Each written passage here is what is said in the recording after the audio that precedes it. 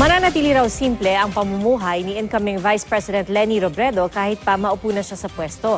At balak din ni Robredo na bisitahin si incoming President Rodrigo Duterte. Nakatutok si Salim Marefra.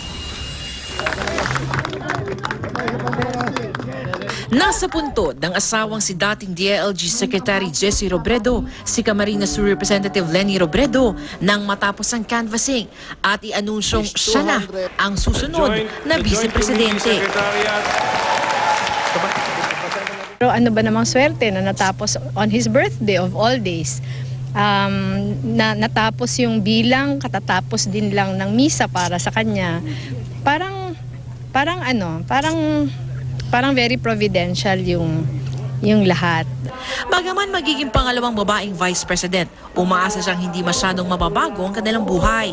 Kung ipapayag pa din na minimum na inconvenience sa ibang pasahero, mas preferred ko pa din yung bus. Hindi pa raw sila nakakapag-usap ni incoming President Rodrigo Duterte, pero balak niyang mag-courtesy visit dito.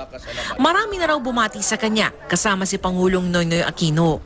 Pero inaasahan ni Robredo na kwe-questionin pa rin ng kampo ni Senator Bongbong Marcos ang kanyang panalo. Ngayon meron na namang bago, yung null votes, okay lang. Sige lang. As long as hindi nila kinokondisyon yung isip ng tao sa kasinungalingan. Inaasahang sa Lunes, maproproklama sina Duterte at Robredo. Ipinasyal naman ako ni Robredo sa sentro ng Naga City sakay ng isang electronic jeep. Habang nasa Naga City, magpapahinga si Robredo kasama ang mga anak. Kanina lumahok pa si Robredo sa Brigada Eskwela sa Tabuco Central Elementary School kung saan nag-preschool ang kanyang mga anak. Dito rin siya bumoto. Mula rito sa Naga City, Salim Marefra, Nakatutok, 24 Oras.